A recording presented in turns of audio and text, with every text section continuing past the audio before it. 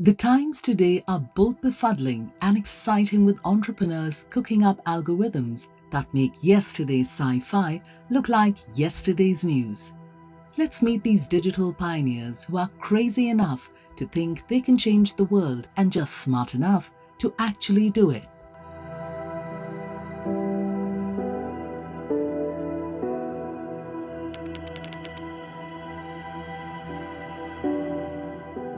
So, what's your origin story, your background? How did you begin your journey into entrepreneurship? Is this like your first company? Were you at No, other not at all. companies? So actually, I've been an entrepreneur since I was like yay high. I grew up in a home with a single mom of three. I'm the youngest, and when I was really young, my mom sort of told me, you've got to be the man of the house." And I think I took that too literally. She was maybe joking with me. But I was selling toys in school since grade 3, and every year after that I had like a different product that I was busy selling at school. Got in trouble a few times, but also at the end won like an entrepreneur award in grade 7. And I've been sort of on my entrepreneurial journey ever since then. I haven't stopped. At university, I did like an import-export business. We sold battery banks when Pokemon Go was like at the height, and everyone needed power banks to go out and collect them. And so yeah, I've always been an entrepreneur. Aaron Posthumus, the visionary founder of Moment, has the mission of turning sustainable potential into lasting impact, empowering the continent's growth. Yeah, so I think the core thing to understand is that, again, the people in Africa just don't have power, and businesses are thriving. You have really, really resilient businesses and people who are running incredible businesses even without power. So what we do is we go to these schools, factories, farms, and we'll finance a solar installation for them. So they put no money down upfront because they can't afford that huge upfront capex, but they can afford to pay their monthly electricity bills, right? So every month when they pay their bills, we distribute that to all of the investors in the crowd that helped us finance the solar. My name is Aaron Posthumus. I'm the founder of Moment, and we're making it possible for the world to invest in Africa's energy transition. Moment is transforming the global energy landscape by channeling investments into Africa's sustainable future. Yeah, so we applied for Hub 71 about 8 months ago actually, and they have multiple rounds of selection where they dive really deep into your financials, your models, like what your business does, who are the people that you work with. And we saw Abu Dhabi as or the UAE in fact, as a really big opportunity for us to expand our horizons and move into another market that really needs to be looking at renewable energy really seriously, and they are taking that challenge on quite seriously, that transition. But also, we're actually firm believers in the power that can come out of BRICS nations. I think you can get stuck in some of like the questionable leaders that may be involved or some of the countries, but a core mandate of BRICS nations is we're all developing economies, let's collaborate, let's work together, and let's create growth and prosperity for the people in these developing regions. And I think there's something really powerful in that. What does it mean for you to have the opportunity to work with Tim Draper? I mean, Tim Draper is one of the most legendary like Silicon Valley VCs. Like it's impossible to even list off the number of amazing companies that he's been involved in and invested in. And I think he's a really powerful personality. There's also an element of just frankness that I love. And I think when you're working with investors who are really going to propel you, they're the ones who tell it like it is and see through any of the, sometimes when you're stuck in the trenches, you don't get to see like through the clouds as much as someone who's got a more zoomed out lens. And I think Tim and the whole actually Draper, like Bill is another legend, right?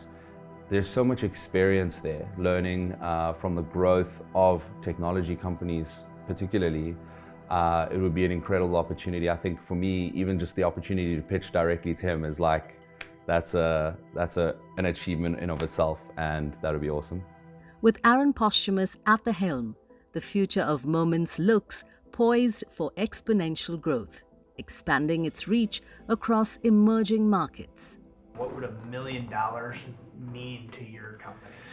So it's not what $1 million would mean for our company. $1 million would mean 50 more schools with solar on their roofs and less load shedding for the country, because something that's shouldn't be overlooked is for every solar plant that we build out, we're reducing strain on the existing grid in the country.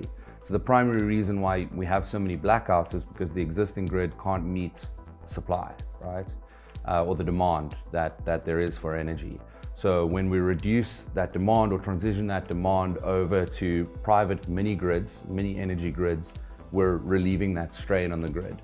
So it's actually better for the whole country. So I think this is a unique opportunity for that $1 million to not only affect the growth of a company, but to affect the growth of a country, right? And I think that's really powerful. So I think one of the biggest lessons that I've learned as an entrepreneur is how to deal with uncertainty and a lot of challenges. Like you're going to get flack when you're not going to get it right the first time. Everybody sucks when they start something. Even the best footballer or rugby player or anything, the first time you do it, you're not that great, right? And I'm fortunate that I've been doing this since really young, but there've obviously been times where you miss the mark or you just don't hit a deadline. And those are the times where you're going to get sort of attacked from your customers or from your business partners or from your internal team.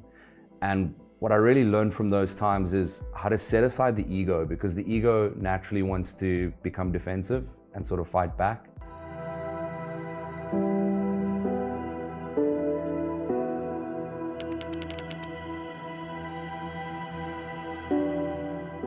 So the first thing, can you give us like your name, your company name, and like elevator pitch, just like a couple sentences what the company does?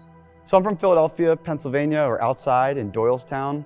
And my whole career, I had been focused on new and inventive technologies. I saw how the future of finance was going to be impacted by blockchain technology, and that's where I really started my tech career. But very quickly realized how powerful automation and artificial intelligence was going to be in amplifying the human condition and our experience here in every facet.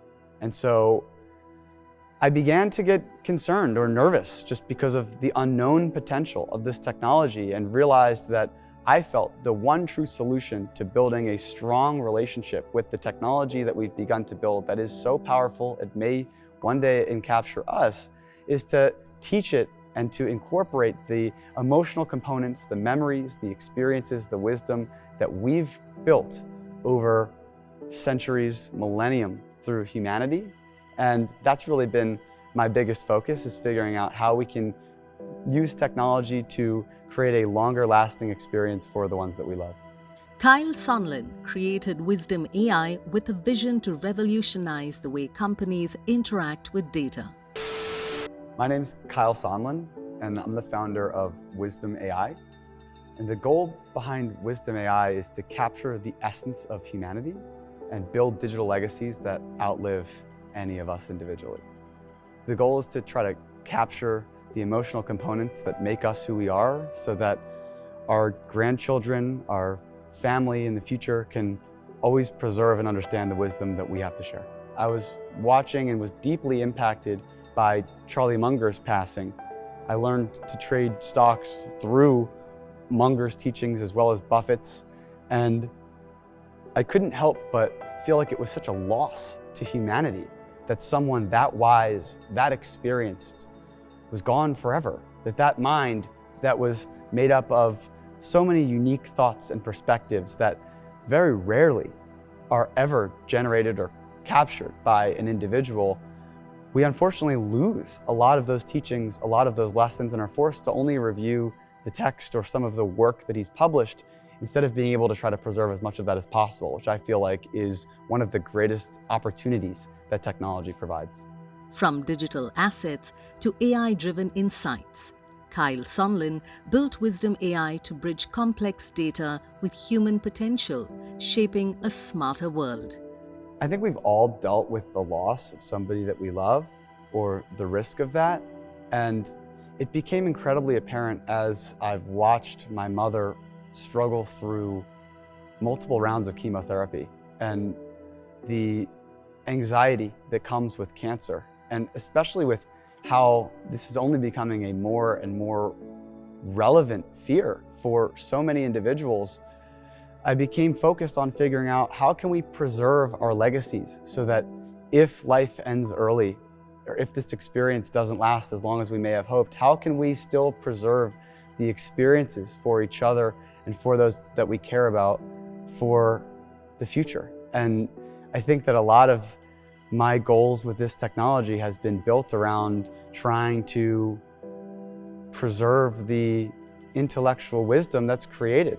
What would it mean for you to get to work with Tim Draper? Like, what would that mean for you sort of personally?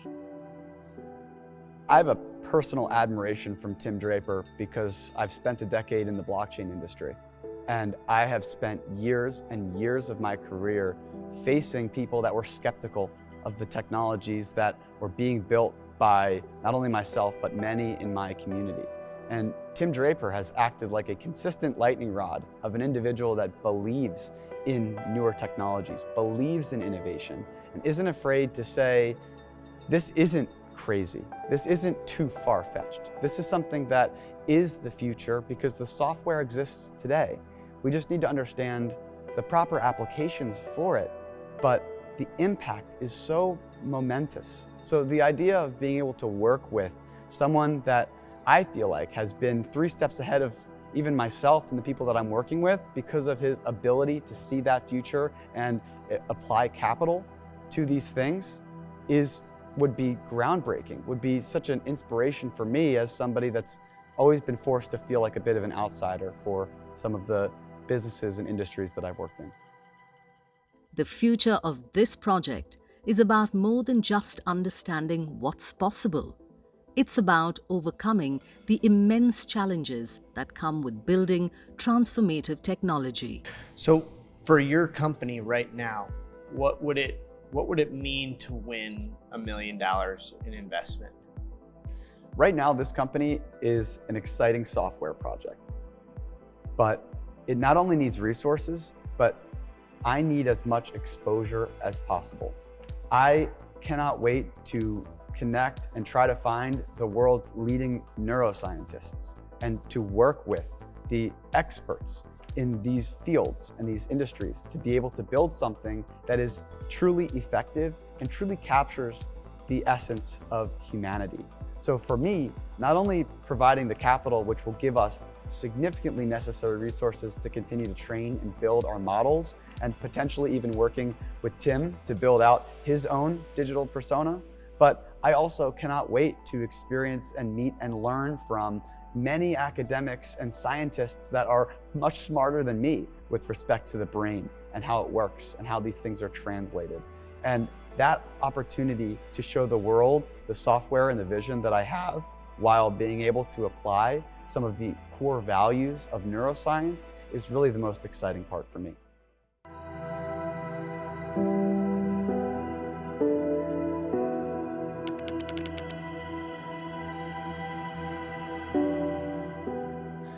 So we're just going to start with like an intro, your full name and kind of elevator pitch of what your company and project works on, just something small.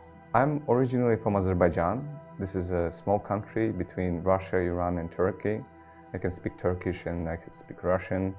And I came from very, very humble background. My family was living for like $100 per month for like 15, 20 years.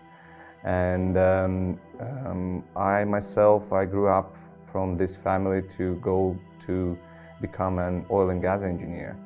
So I graduated, had my bachelor's, master's, etc. I started working when I was in university for a large oil and gas company from US. And then I started to progress through my career. I went to work in Eastern Siberia, then I went to live and work in Dubai, working for large oil and gas companies like BP, ExxonMobil, etc. I was drilling oil and gas wells, right? Then I did my MBA, then Harvard Business School, and I fell in love in crypto. I did both things first because it's very hard to leave golden handcuffs of oil and gas industry. They pay you extremely well. But this vibrant new technology world where you can meet C-level guys on every event, you can put them in the group together, they can chat, they can exchange contacts, and I start doing that. I have largest in the space community of C-level executives, 700 VCs, all layer 1, layer 2 projects, all exchanges. Some people call me the most connected person in blockchain, and I've created a cross-chain protocol. Born in Azerbaijan, Faraj Abutalibov rose from humble beginnings to become an important figure in the oil and gas industry. I had an anxiety for like 2 years of this crypto winter. It was very difficult. Like, I was thinking, should I come back to oil and gas? Was it the right decision? My income first halved and then went to 25% of what I was earning in oil and gas. And the level of costs sustained the same. So I had to actually tap my savings, etc. And that was difficult. Yeah. My name is Faraj Abutalibov. I'm a co-founder of a cross-chain protocol called CrossCurve by Aeva. He built an unparalleled network of visionaries, creating a cross-chain protocol that bridges the world of decentralized technology with the boundless potential of human connection. You don't really need to think that, is it safe for me to go from Google to Amazon? Can I lose some of my data, or I send money, in between different chains? For example, this financial system, right? Is it secured or not? You just do it. And that's what we try to bring to crypto space. You need to forget about like which blockchain you are operating in, the liquidity that or money that exists on each chain, the audience that exists on each chain. They should exist in the, like, say, blockchain internet, right? So that in a generic field where if Solana is super fast, they can use Solana for some stuff. If Ethereum is super secure, they can use Ethereum for other tasks, right? So, and communication should be super secure. That's what we're focused on. What would it mean for you to work with Tim Draper right now? Yeah. So I didn't know much about the Tim Draper show. I knew a lot about Tim Draper being part of the VC. I've watched Shark Tank before, and I was surprised on the quality of the effort that Tim is doing for bringing the crypto narrative, crypto startups to the world and showing like what kind of journey the founders and also the projects are going through.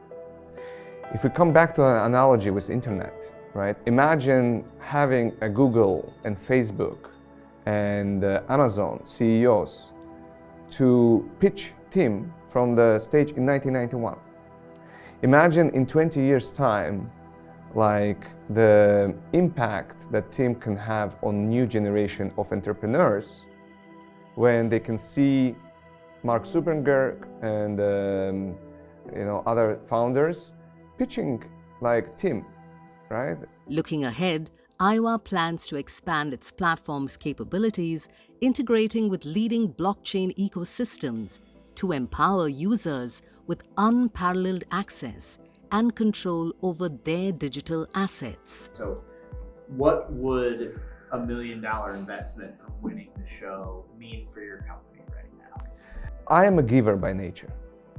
I'm not looking at this million and close my holes in my business with that. No. It's about investment in the future unicorn. I'll do everything I can to build that unicorn.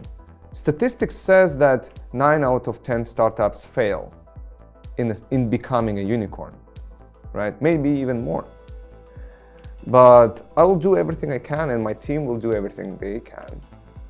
And the beauty is that there is only one variable that you can hit as an entrepreneur to become successful.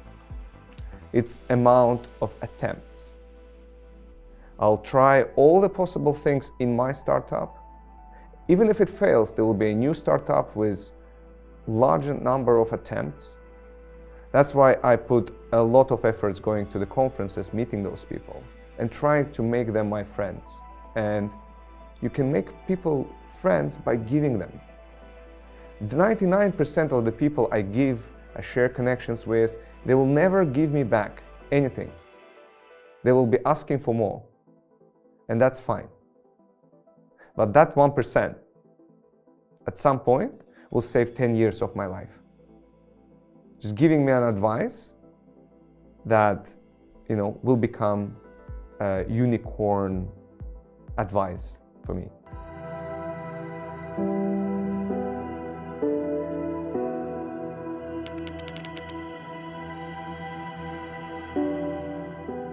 So let's start with a introduction, like your full name, your company, and then sort of an elevator pitch, like the sort of most condensed version of what you guys do. Yeah, so I started working at YC Startups actually. I used to live in San Francisco for like 2-3 years. So that was in the Bay Area for a while. That's where I actually started coding, and after that I worked for like one YC company and scaled with them along. So that was a great experience to learn how seasoned entrepreneurs scale companies, which is quite chaotic, and they still able to figure out things in the way. It's kind of like an emergency room when you're building a startup, right? It's all chaos, but at the end of the day, things work. And then after that, started in blockchain in 2017, and came back to my home country, Honduras, and basically went back to Web2, built the largest ride-sharing app of our country, Honduras. We were deployed in 12 cities, and then came back to Web3 with what we're doing right now in Security Labs. Doris Hernandez has dedicated herself to building secure networks that protect the most sensitive information for both individuals and organizations. I come from a family of entrepreneurs. The only thing that you talk about we're at the table at my house is entrepreneurship. It's like you eat, breathe entrepreneurship. So I've seen my dad, build his companies, and the struggle, it's part of it, right? It's not the struggle, it's you need to push yourself in order to achieve certain things, especially if you're coming out of, like in my case, I had to go outside my country, created a new network and meet people, which is super fun. And obviously the challenging part of it is, like any other startup, the technical challenges that you might face, like, oh, who is building this, or how can we achieve this library to work? So the challenges right now are building the foundation of the technology, so to speak. And when I mean building the foundation of the technology is making it robust as the theoretical part of our research has it, right? So we have like the theoretical part, like our white paper, we have a light paper. So the theory is there. Now you have to bring the theory to reality. And I think that's be like the most interesting part, which I'm super excited about it. So my name is Doris Hernandez, co-founder and CEO of Security Labs, and we're building a secure network for private keys. Think of us as decentralized fireblocks. A champion of women in blockchain, she's an 8-time hackathon winner and co-founder of her DAO Latam, blending innovation with empowerment. It has been good. I think that I see life as how it is, and you play with the cards that you're dealt, right? And I just have fun all the time, to be honest. And that's the attitude how I approach it, right? If you have someone with an attitude or an energy that you're not vibing, I just stop engaging with you and I just move forward, right? And there's definitely that culture in this space. I just don't feed it, or I just basically say, like, this is what we're bringing to the table. How can we collaborate together? How can we make this a more open and more, equally gender And then basically I started collaborating with HerDAO Latin America specifically. So this is the woman developer DAO that at a given point we were sponsoring women to attend to Web3 conferences. So that's how I was just like chipping in into the industry to have more diversity in the space. And you could do, again, what you do with the cards that you're dealt, and that's how you play the game. What would it be to work with the Drapers and team specifically? I think that if you study what makes a company successful, you can have like great technology, but it's all about distribution, right? So first-time founders focus on product, second-time founder focused on distribution. So in order to have the distribution, you need to have investors that are going to put you in touch with other companies that could use your technology. And that's what, like, you know, people like Drapers can actually put you in, right? Having other investors in your cap table that is going to help you, you know, have your technology used by established companies. Security Labs plans to enhance its digital asset management solutions, integrating with leading Web3 ecosystems to empower users with secure, seamless control over their assets while fostering a diverse and inclusive community. What would $1 million investment mean for your company right now? Okay, so what will $1 million mean to us? It's really about validating that we're going in the right direction. That's what it really means to us. Winning for us is saying your use case goes beyond Web3 and actually Web2 companies can use it. I think my younger self will be, you know, happy and proud of like what you've achieved, you know, so far. I think that will be even beyond proud. It's just like, you know, we're actually going in the vision that we've set to go, and that's super exciting.